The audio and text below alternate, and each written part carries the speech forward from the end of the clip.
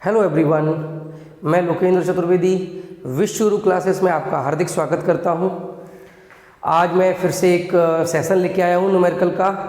तो देखते हैं, आप देख सकते हैं कि मैंने एक न्यूमेरिकल लिखा हुआ है। एक कार पहले 30 किलोमीटर की दूरी 40 किलोमीटर प्रति घंटा की एक समान चाल से और अगले 30 किलोमीटर की दूरी 20 किलोमीटर प्रति घंटा की एक समान चाल से तय करती है। कार की औसत चाल ज्ञात कीजिए। देखिए, हमने आपको बताया था कि औसत चाल होती क्या है। औसत चाल होती है वस्तु द्वारा तय की गई कुल दूरी डिवाइडेड बाई गति के दौरान लगा कुल समय। यानी अगर हमें ये पता चल जाए कि जो गतिमान वस्तु है, जैसे कि यहाँ पे कार है, उसने कुल दूरी कितनी तय की है और उस दूरी को तय करने में कितना कुल समय लगा है, तो हम औसत चाल ज्ञात कर सकते हैं। देखिए, जब भी कोई न्यूमेरिकल हमें लगाना होता है तो सबसे पहले हमको ये देखना होता है कि हमें क्या क्या दिया गया है और उसके बाद हमसे जो पूछा गया है वो हमें समझना होता है। दिया क्या क्या गया है पहले वो देखना है और उसके बाद हमें ज्ञात क्या करना है उसको समझना है। और फिर दोनों के बीच में हमें एक लिंक बनानी है कि आखिरकार जो हमें दिया गया है उससे जो हमें ज्ञात करना है उसको हम कैसे प्राप्त कर सकते हैं। तो अभी हमने आपसे कहा कि औसत चाल हमें ज्ञात करनी है। इसके लिए हमें कुल दूरी चाहिए, कुल समय चाहिए। अब हमें दिया क्या क्या गया है। दिया ये गया है कि एक कार पहले 30 किलोमीटर की दूरी तय करती है। यानी समझिएगा आप, मान लीजिए एक कोई पॉइंट है, इस स्थान से वो कार पहले बी तक जाती है और ये दूरी है कितनी, 30 किलोमीटर। इस दौरान चाल कितनी है, इस दौरान जो चाल है वो है 40 किलोमीटर पर आवर। ठीक है, ये इसकी चाल है। अब कह रहे हैं कि अगले 30 किलोमीटर की दूरी, नहीं इसके बाद फिर से वो कितनी चली गई, फिर से वो चली गई 30 किलोमीटर, फिर से इतनी चली गई 30 किलोमीटर फिर से चली गई। अब लेकिन जो उसकी चाल है वो कितनी है, अब उसकी चाल है 20 किलोमीटर पर आवर। अब आप ये देखिए कि हमें क्या क्या चाहिए, कुल दूरी चाहिए। तो कुल दूरी तो मेरे सामने दिख रही है, कितनी दूरी हो गई, 30 किलोमीटर ये है, 30 किलोमीटर ये है, तो कुल दूरी हो जाएगी 60 किलोमीटर।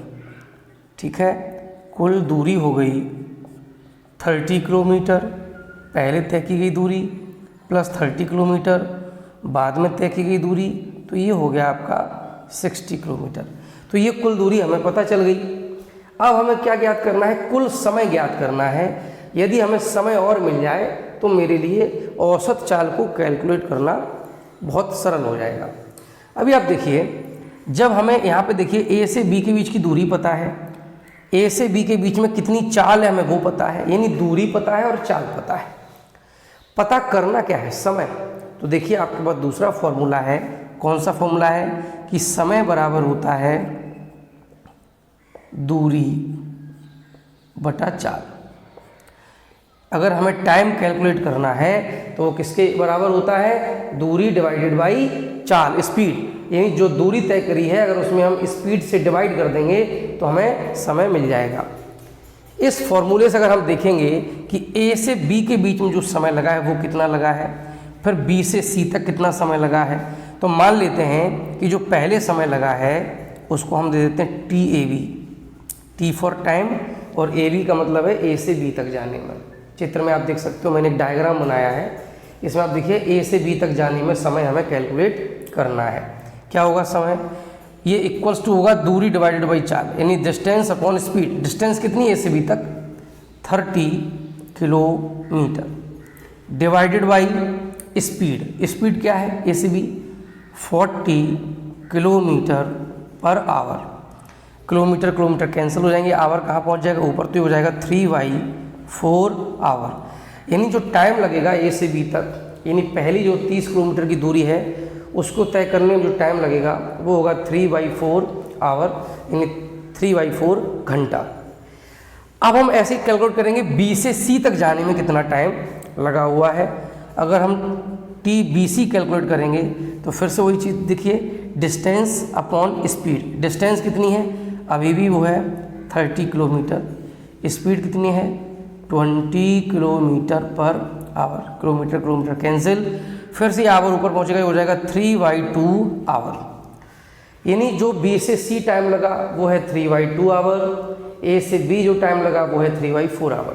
टोटल टाइम कितना लगा, तो टोटल टाइम यानी कि कुल समय कितना है, इन दोनों को हम ऐड कर देंगे तो कुल समय हो जाएगा आपका TAB प्लस TBC, दोनों टाइम हम ऐड कर लेंगे 3/4 आवर प्लस 3/2 आवर। जब इसको हम कैलकुलेट करेंगे तो कितना आ जाएगा, ये आपका 4 आ जाएगा, ये ऊपर आ जाएगा 9, तो 9/4 आवर आ जाएगा। ठीक है, 9/4 आवर। ठीक है, तो ये हो गया टोटल टाइम, ये हो गई टोटल डिस्टेंस। तो अब हम निकाल लेंगे एवरेज स्पीड यानी कि औसत चाल। तो औसत चाल बराबर हो जाएगा, औसत चाल बराबर हो जाएगा कुल दूरी। कुल दूरी कितनी हो गई है 60 किलोमीटर, तो 60 किलोमीटर डिवाइडेड बाई कुल समय। कुल समय कितना हो गया 9/4, 9/4 आवर। ये 4 का ऊपर हम मल्टीप्लाई कर देंगे तो हो जाएगा 240 डिवाइडेड बाई 9, यूनिट होगा किलोमीटर पर आवर। 9 से डिवाइड करेंगे कितना आएगा, ये 80/3 हो जाएगा। 80/3 लगभग 17 किलोमीटर पर आवर आ जाएगा, सॉरी 27 किलोमीटर पर आवर आ जाएगा लगभग में। अगर एग्जैक्ट वैल्यू निकालेंगे तो कितनी आएगी, 9 डिवाइडेड बाई 9 से डिवाइड करेंगे 240 में, कितना आएगा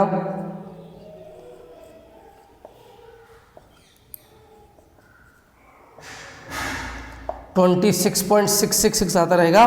तो ये वैल्यू हो जाएगी आपकी 26.66666 किलोमीटर पर आवर। अगर 2 डिजिट में लेंगे तो हो जाएगा 26.67 किलोमीटर पर आवर। ठीक है, तो इस तरह से जो एवरेज स्पीड है वो हमने कैलकुलेट कर ली। अब देखते हैं अगला न्यूमेरिकल। ये न्यूमेरिकल है, राजू ऑफिस जाते समय गाड़ी की औसत चाल को 20 किलोमीटर पर आवर पाता है, लेकिन वापस घर आते समय औसत चाल गाड़ी की कितनी पाता है 30 किलोमीटर पर आवर। तो पूरी यात्रा में गाड़ी की औसत चाल क्या है ये बताइए। देखिए फिर से मैं आपको बताऊंगा कि हमें ये देखना होगा जब हम न्यूमेरिकल को लगाना चाहते हैं कि हमें दिया क्या क्या गया है और जो हमें ज्ञात करना है वो क्या ज्ञात करना है। ठीक है, तो यहाँ पर ध्यान से देखिए क्या दिया गया है, जाते समय औसत चाल और वापस आते समय औसत चाल। मान लीजिए जैसे ये उसका घर है, यहाँ पे होम है, ये होम है और ये उसका ऑफिस है। तो जब वो घर से जाता है ऑफिस, जब जाता है तो उस समय जो उसकी औसत चाल है वो है 20 किलोमीटर पर आवर। और जब वापस आता है तो थोड़ी भीड़ कम रही होगी, सड़क पर थोड़ा ट्रैफिक कम होगा, तो क्या होता है अब उसकी जो औसत चाल वो पाता है वो कितनी पाता है 30 किलोमीटर पर आवर।